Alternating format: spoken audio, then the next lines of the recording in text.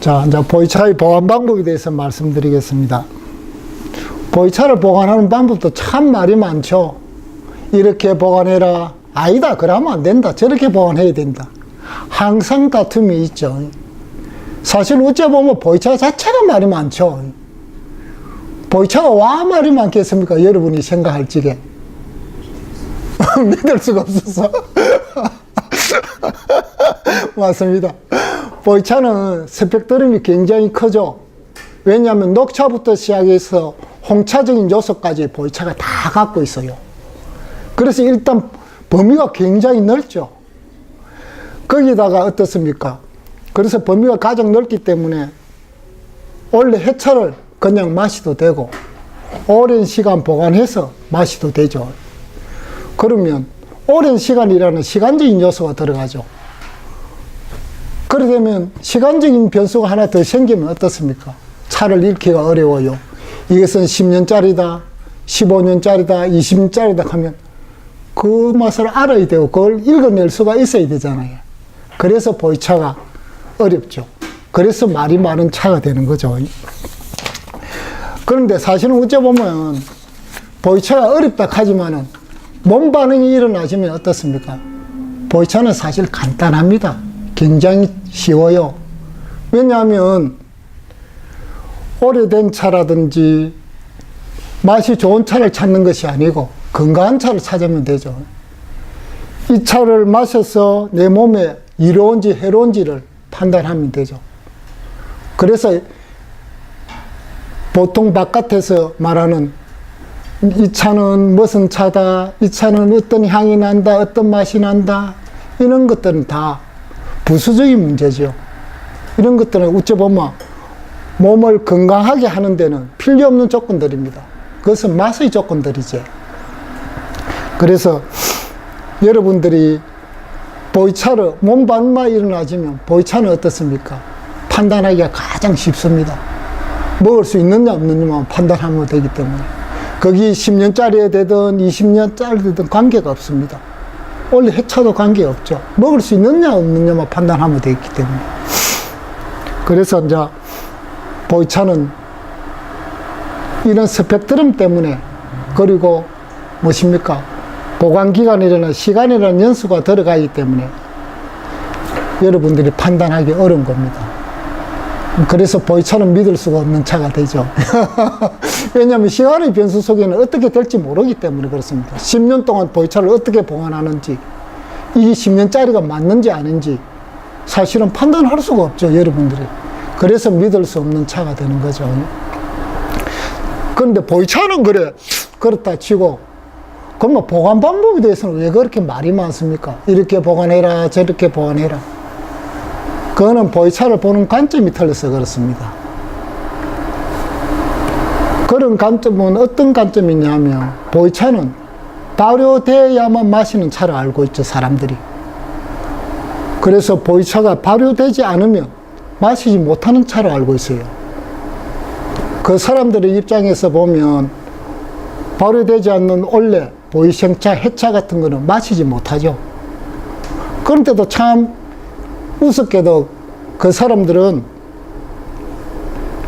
숙차는 마셔요. 원래 숙차는.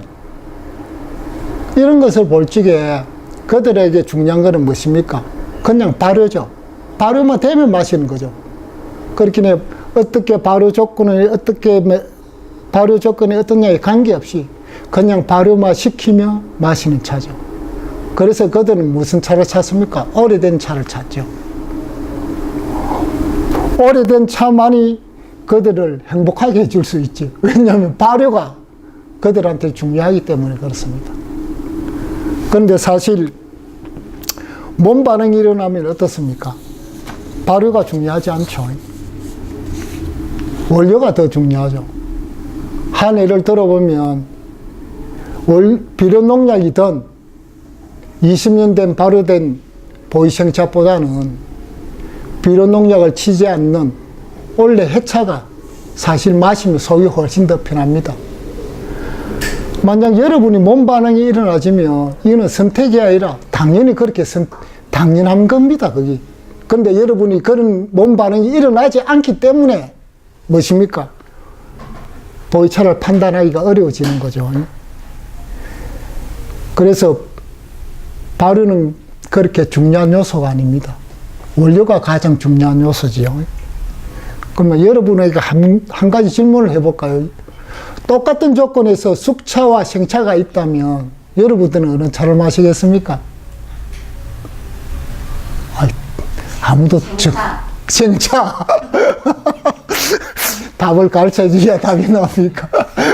그거는 제가 갖고 있는 정답이고 여러분이 마음속에 있는 정답은 무엇입니까?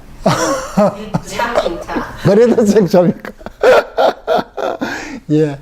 사실은 저라면 생차를 선택하겠습니다. 왜냐하면 숙차는 제다 과정에서 굉장히 급속하게 발효를 시키죠. 그 방법이 위생적이지 않아요. 그러면 숙차를 만드는 조건들이 이렇게 쌓아놨죠. 예전에 촌에 거름 뜨듯이 1m 내지 1.5m 정도 쌓고 그 위에 물을 뿌립니다. 물을 뿌리고 그 안에 미생물을 주입하죠. 그렇게 해갖고 김이 무릉무릉 나면 뒤집기를 합니다. 그러니까 저쪽을 뒤집어가 다시 똑같은 형태로 물을 뿌리고 다음에 미생물을 주입하죠. 1차 뒤집기, 2차 뒤집기 그렇게 해서 열풍으로 건조를 시켜서 나오는 것이 숙차입니다. 그래서 어째보면 위생적으로 볼 때는 생차보다는 비위생적이죠. 그런 숙차가 발효 조건은 고려하지 않고 급속하게 발효를 시켰기 때문에 그래서 먹으면 어떻습니까? 좀 매서껍죠, 숙차가. 매서껍다 하는 말은 몸 반응을 볼 때는 부정적인 반응이에요. 그래서 여러분들은 만약에 숙차와 생차가 있다면 제가 권하기는 생차를 마시라고 권하고 싶습니다. 그런데 우리나라에서는 사실 어째보면 발효에 필이 꽂힌 사람들이 많아요. 그렇기는 오로지 발효된 차만 찾는 사람들이죠. 그래서 발효시키는 방법들도 여러 가지가 있어요. 예전에는 잘 알려지지, 보이차가 잘 알려지지 않을 때 이렇게 떠돌던 지식들이죠. 그래, 아직도 유령처럼 살아남아 있죠. 예를 들어 보면, 보이차를 누드화 시켜서 포장지를 홀딱 다 벗겨갖고 단지에 보관해갖고 마시는 사람들이 있어요. 단지에 보관하면 발효가 빨리 되고 차 맛이 이렇게 부드러워지고 순해진다고들 이야기하지. 사실 그거는 차 맛이 순해지는 것이 아니고 무엇입니까? 차와 공기가 빨리 접촉을 해갖고 산화가 빨리 돼서 차 맛이 싱거워지는 거죠. 차 맛이 싱거워지면 어떠냐면 겉맛이 돕니다. 그래서 깊은 맛이 나지 않아요. 그런데 그들은 읽기를 부드러운 맛을 읽죠. 겉맛이 나는 맛을 읽을 수가 없어요. 이 맛들은 어떤 맛들과 같으냐면 여러분들이 한여름에 이렇게 김치를 담아갖고 상온에 보관하면 어떻습니까? 빨리 발효가 되죠. 김치 맛은 들죠. 김치 맛은 드는데 어떻습니까? 시원한 맛이 안 나죠. 김치는 익었는데 시원한 맛이 나지 않는 것은 어떻습니까? 겉맛이 돌지는 거죠. 보이차도 똑같습니다. 왜냐하면 똑같은 음식이기 때문에 온도와 습도가 있으면 똑같은 조건에서 그렇게 되는 거죠. 그런데 겉맛을 잃는다는 것은 굉장히 힘든 일이죠. 사실은 어째보면. 그거는 보통 사람들이 읽기는 좀 어렵죠. 그래서 여러분들은 보관을 그렇게 보관하시면 안 된다고. 그렇기는 보이차도 어째보면 어떻습니까? 건조시켜서 오랫동안 보관해서 먹는 음식과 같지. 그래서 이런 음식을 보관하는 것처럼 보관을 해야 돼요. 그렇게 습기도 피하고 직사광선도 피하고 서늘한 곳에 둬야 되죠. 특히 차의 신선도를 유지하기 위해서는 어떻습니까? 공기와 접촉도 피해야 되고 그 다음에 잡냄새도 피해야 되죠. 그래서 어떻게 보관해야 됩니까? 밀봉해서 보관을 하죠. 밀봉해서 보관을 해야 됩니다.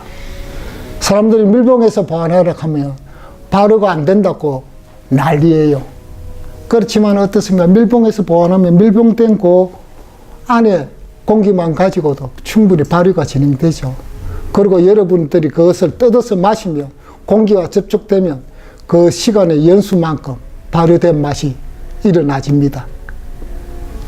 이는 다 제가 경험했던 사실입니다.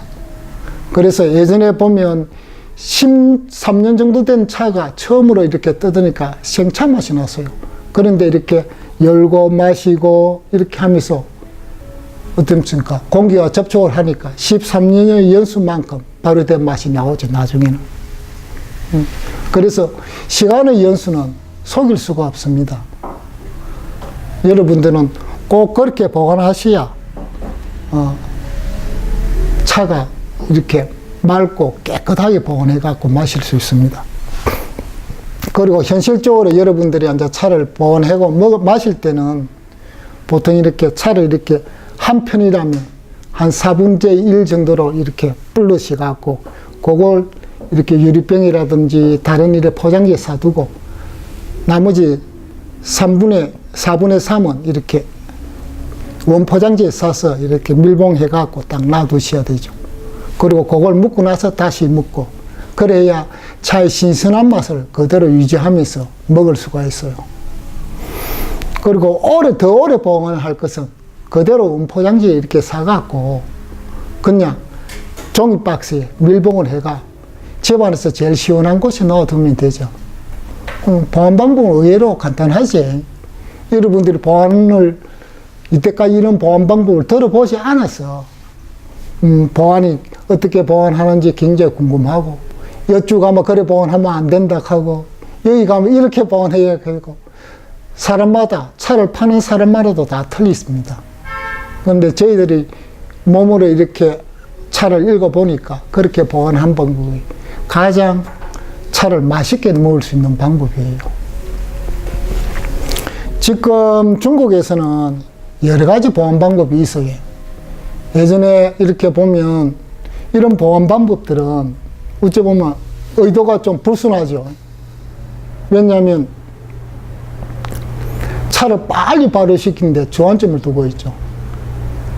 그래서 어떤 보관 방법들이 예전에 나왔냐면 가짜 보이차를 만드는 섭창 보관 방법들이 나왔죠. 그리고 그 후에는 어떻냐면 열창으로 보관하는 방법이 있어요. 그러니까 사람들이 섭창 보관 방법을 알고 섭창차의 습내를 싫어하니까 완전히 섭창으로 보관하지 않고 열이 많은 고온에다가 그냥 보관을 하죠. 섭은 주지 않고 고온. 그렇긴 해, 이래 창고에 제일 윗칸에 이렇게 막아가 통풍이 안 되게 막아 놓습니다. 그러면 햇빛이 들면 온도가 계속 올라가죠. 그렇게 떼어가 놓는 게 열창 방법입니다. 이런 것들은 찾기가 참 어려워요. 섭내도 나지 않고 열내가 나야 되니까. 그러다가 요즘은 어떻습니까? 그것보다 더 정교한 방법이 나왔어요. 그 방법이 뭐냐면 숙성실에서 보관하는 방법이죠. 숙성실에서 습도와 온도를 잘 조절하지. 섭창차를 만드는 조건은 굉장히 고온입니다. 그리고 습도를 한 70% 정도, 80% 주죠. 그렇게 해갖고 습창으로 떼야죠. 빨리 쾌속으로 떼하는 겁니다. 그런데 숙성실 보관 방법은 온도를 20도에서 25도 정도로 두죠.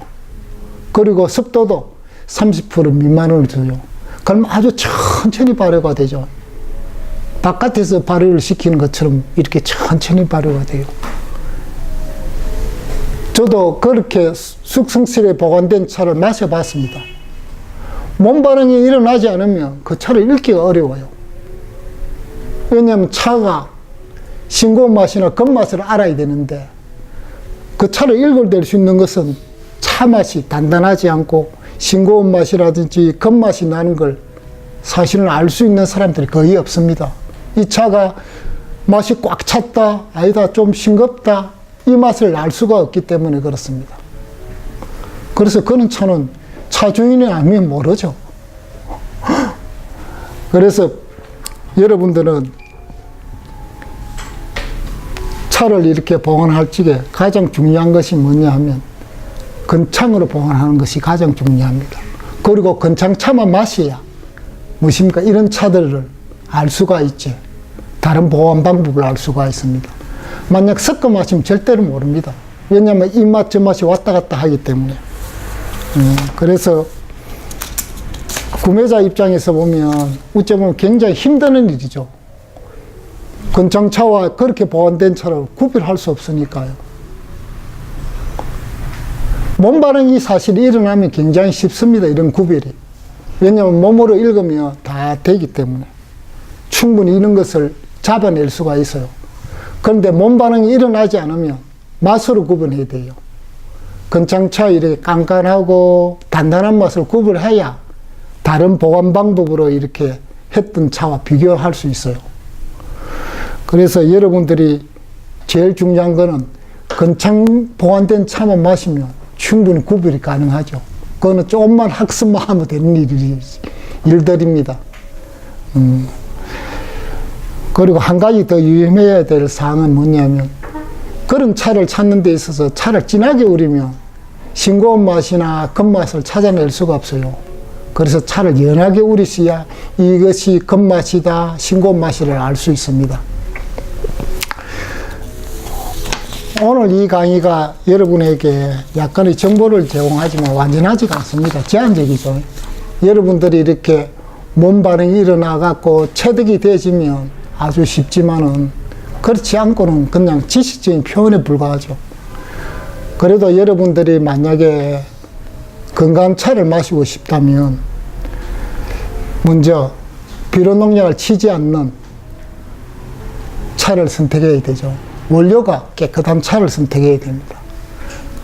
보이차로가 20년 된도 원료가 깨끗하지 않으면 원료가 깨끗한 원래 해차보다는 더 어떻습니까? 속이 편하지 않습니다. 그리고 두 번째는 이런 차를 건강하게 마시는 방법도 알아야 됩니다. 왜냐하면 물이라든가 다구라든가 이런 것들을 알아야 되죠.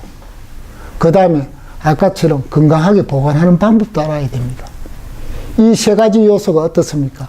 하나로 묶여져 있죠. 이게 하나로도 삐걱하든지 빠지면 어떻습니까? 여러분이 원하는 만큼 차의 효과를 볼 수가 없습니다. 그래서 이것은 하나의 필수적이고 하나의 매뉴얼입니다. 그래서 그 점을 잘 기억하시고, 제가 오늘 여러분에게 말씀드렸던 말들을 귀담아 들으시고 야생고수차를 한 3개월만 이렇게 꾸준하게 마시면 몸의 변화가 참 많이 올 것 같습니다. 그리고 특히 이제 오장육부가 기능이 약하든지 좀 신경이 예민해가 불면증이 있는 사람들은 사실은 야생고수차를 마시면 굉장히 그 효과가 탁월합니다. 이 점을 명심하시고 오늘 강의를 마치겠습니다. 감사합니다.